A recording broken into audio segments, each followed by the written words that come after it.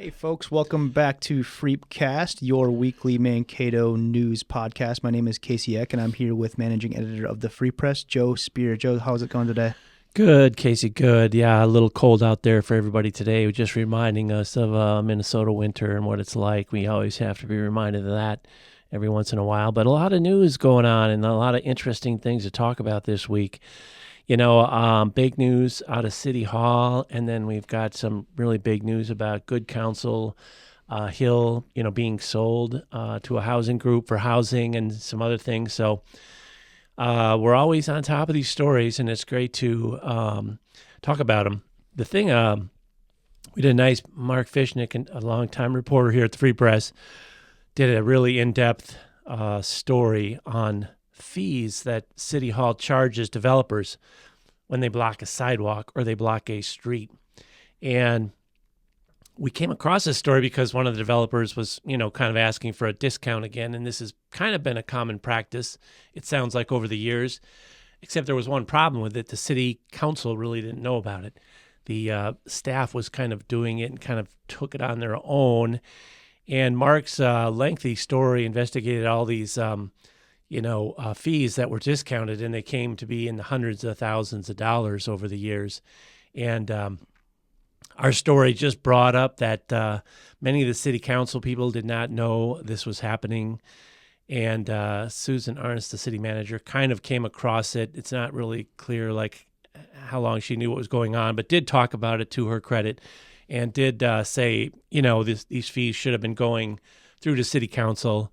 And Mark's story, again, this is why real journalism makes a difference in your community, because a blogger, a podcaster, other people that just... Present company excluded. Yeah, of course. Good point. We're a news podcast. We actually talk about facts and things like that.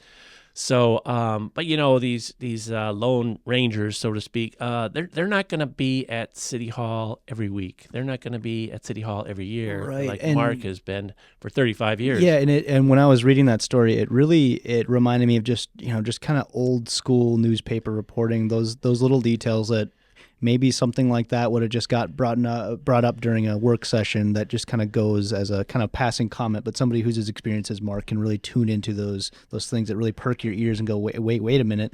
And then something that maybe seems innocuous to somebody who's not as experienced, you do the math, and then it's hundreds of thousands of dollars that the taxpayers are kind of on the hook for. Yeah, it's that, and he knows where to go to get the information, and he knows where the documents are, and he knows how to call people and say, hey, this is really a public record. You really need to be disclosing this, so how much is it? And you just don't have that continuity with other kinds of journalism and people just throwing it out there. And in this case, everything worked perfectly like it should in a democracy with journalism. The journalist gets the facts, reports the facts, verifies the facts, does a report, gives a chance for people to explain it, public officials held accountable, and then we produce a story that creates change. They're still going to give discounts, it sounds like, but the council is going to be much more involved in it. And so the citizen can go to their council member and say, okay, so you're accountable now. At least now you know this is happening. Yeah, it's on the books. It's on the books. And so before we get too far ahead of ourselves, I do just want to mention that this podcast is sponsored by Minnesota Valley Federal Credit Union. More on them in a bit here. Yeah, and we appreciate that. If you're getting anything out of these podcasts, you can thank them because they're sponsoring them. And this is, as I say, kind of textbook journalism, democracy, how it is supposed to work. Many people out there don't know it's supposed to work like this. The blogosphere is so inundating everybody. The opinion programs are so inundating everybody.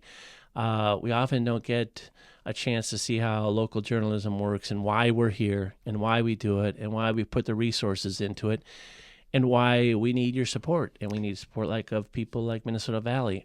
This journalism happens because of that. It's just a real interesting story. And it was one that Mark has done over the years. Again, he's been here 35 years, and I can recall many, many stories in the public affairs realm.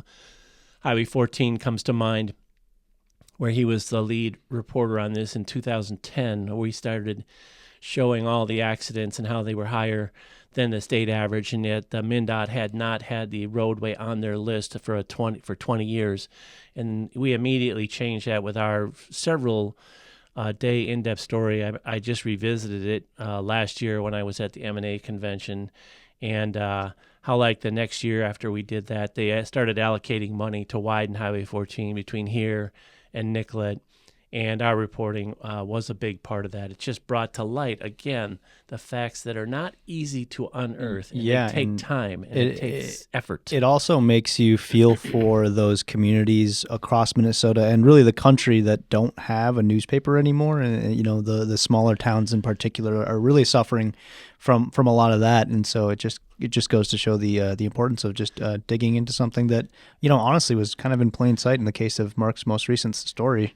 Absolutely. And I don't know what you say about that. The business model, I was listening to someone who's in the industry recently, and of course, Google and Facebook have cornered the advertising market.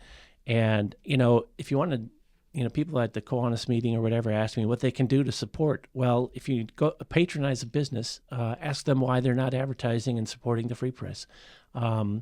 If you go, know people in your circle who don't subscribe, ask them why they're not subscribing. There's a lot of things to support, and we've got to do a better job of getting out there what we do. And so we're talking about this story today. And, I think the lack of newspapers in small towns is a tragedy.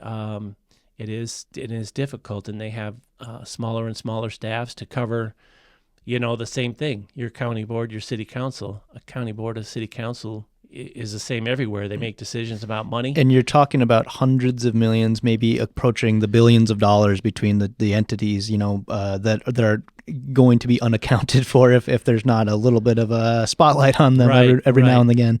And remember, Google and Facebook do not cover your city council. They're not down there. They're making money off of it. They're making money off our headlines when they redo our headlines, which is not illegal, apparently. And we're still working on some things where we're trying to level the playing field for journalism as a whole, but it moves slow. And, there is some bipartisan support with some of these things in Congress, and we're just waiting for them to do like Australia and Canada, where those countries make Facebook pay publishers for using their material. Seems fair. And Facebook, threatened to, we're going to leave Australia. Well, they didn't leave Australia. They paid. So it can be done. And that's part of it. I mean, the retail advertising environment has, dramatically changed in the last 10 years. We used to have inserts from all the big box stores, right, that we'd put in the Sunday paper. That's gone away. They've figured out a way to do it online, I guess, or in other ways. So there's a kind of a multi-pronged approach, and we're relying on our subscribers more and more. That's why we're trying to engage with them more, say, what do you need? They're going to be the revenue source, going forward to keep this journalism alive. This is why we have our monthly engagement with readers who come down, and we put our knowledge and lecture series together for them, trying to give them something extra, trying to engage with them, let them know what we're doing. And we've got another knowledge and lecture series coming up next week. Is that right? We do. Charlie Leffridge is coming. He is the director of the Carnegie Arts Center, and he's going to talk to us about all things art in Mankato. And it's really interesting because it seems like there's a lot of momentum going with the art community. There's revival of the Carnegie. There's, the Emmy Frentz new space. There's more and more music. So it's fun to see that, and we're gonna hear about that.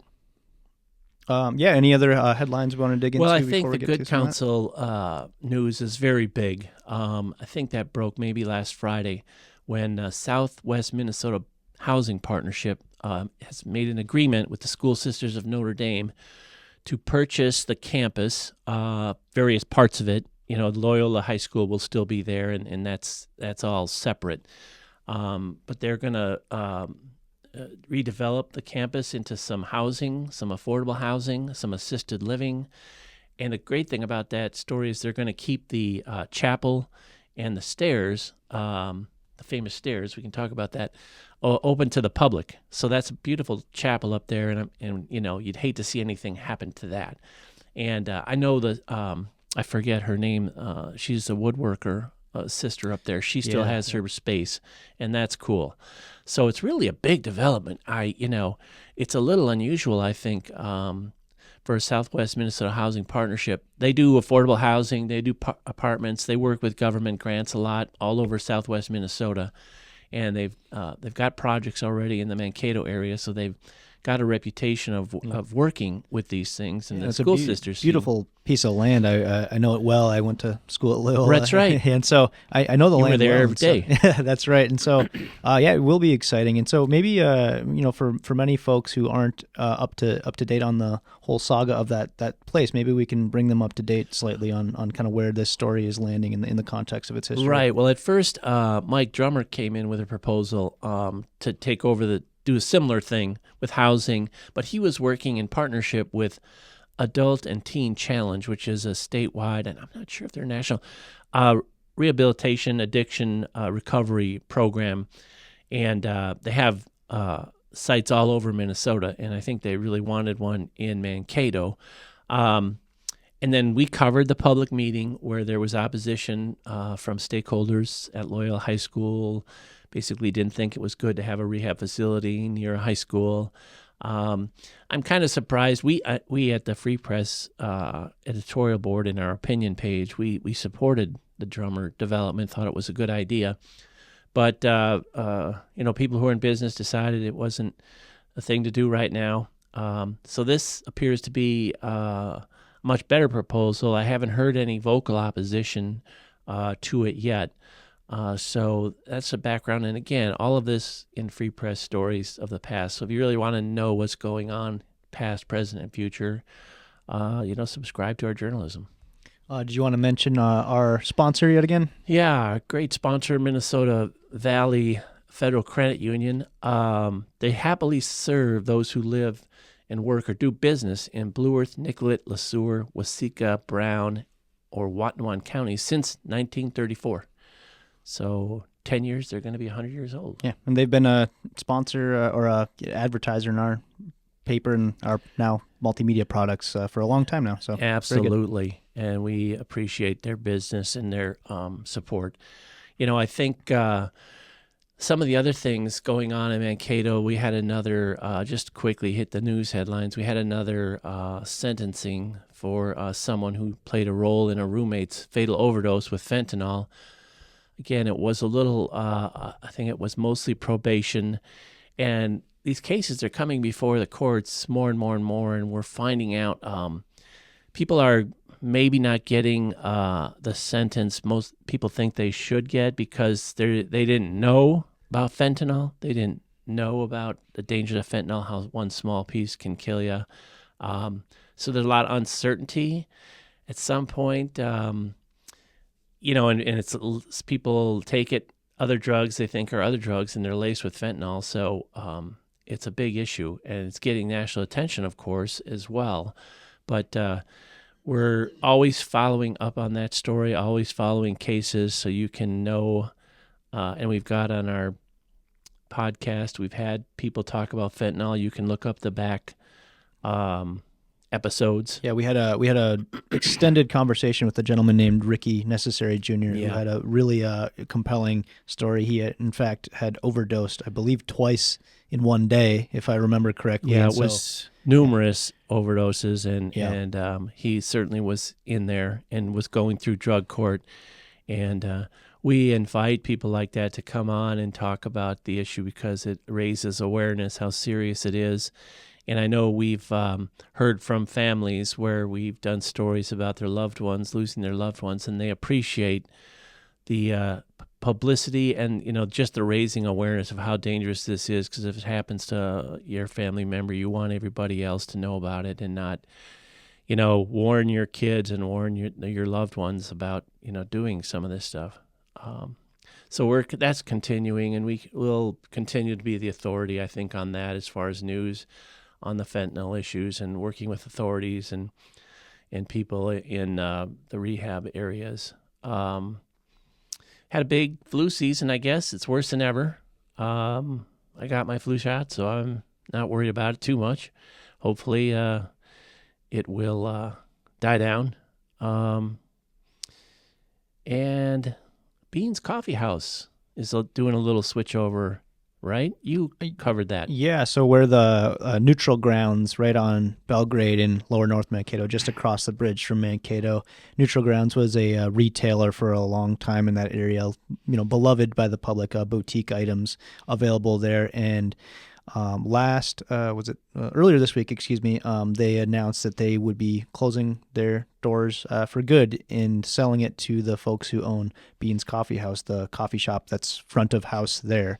And so Beans will be taking over the entirety of the building, and so they're going to be bringing in some retail sale items as well as their roastery, which is what they're hoping at the moment. There's still some moving parts with that scenario as far as I understand it, but that's the vision as far as I understand it. And one of the few places that makes its own coffee, right? They roast homegrown coffee, home roasted it at least. I don't know how pretty they cool. grow it necessarily. They don't grow it, you're right, but they roast it. Yeah. Very good coffee too. I go there probably at least once a week. Nice to see that transition and people taking over some community businesses like that. Amenities. Yeah, it's cool to just see things morph and grow into and mature into new things around here. It's cool to see that Mankato is capable of such transformation. Yeah, and what's coming up? We still got our music podcast that you are producing, 15-minute little shows with local musicians, and they talk about themselves, and you get a sample of their music, and they can share it for free everywhere on their social media. So the purpose of this is to get a little publicity for these bands and also let them tell their story, and we think it's a really good mix. And we've got a couple that are coming up. Caleb and the Nightingale? Yeah, Caleb and the Nightingale Band. Folks, who are somewhat dialed into the Mankato music scene will likely recognize Caleb Braun Schultz. He's been around for a long time, been playing pretty much every venue that you can play in Mankato. He just came out with an album, really good, awesome performance. They had like a 6-piece ensemble, so it was nice. It was a fun one to record. We had a cool setup there, so that'll be an exciting one. Really looking forward to that. Also on the horizon is the Squid City Singers, some good friends of mine, some of the best musicians that you'll hear, at least in Minnesota, but they're the real deal. So that's a cool one. They're a bluegrass trio, stand-up bass, violin, and guitar. Were they the ones doing the Marshall Tucker cover? I'm not certain. Came in one day. You might have walked in and And then there's Mike Fugazi. Yeah. He's he is I would consider him a real virtuoso at harmonica or harp. Really? Yeah, nice. He's extraordinarily good. So we've got some really good ones coming up here, and so definitely keep an eye out on those. And is Mike the teacher? Yeah. Different school district though, not Mankato. Right. Well, that's cool, and we're getting those. And again, Minnesota Valley Federal Credit Union is sponsoring that as well. So that's cool. That's coming up. And I don't know if we have much to update people on after that, but keep tuned to our newspaper and our podcast. And again, we thank Minnesota Valley Federal Credit Union for sponsoring this podcast and others, and also our Knowledge and Lecture Series event. Reminder that's next Tuesday night here at the Free Press Building, 6 p.m. And also invite you to subscribe. If you'd like to call 625-3764, you can do that. Email us, readerservice@mankatofreepress.com, and we'll help you out. Or you can go right to our website and sign up for a subscription under our subscription logo. We also partner with SPX Sports on republishing our photos. So if you're looking for sports photos or something coming up for graduations, you can check out our photos via them. And you can call them, 345-7196. You can also order those photos right off our website as well. So... Yep. And if you're watching this on YouTube, be sure to subscribe and hit the bell notification so you'll be updated anytime an episode like this or our other multimedia features come out. And we're growing our YouTube audience and we're growing our Instagram audience.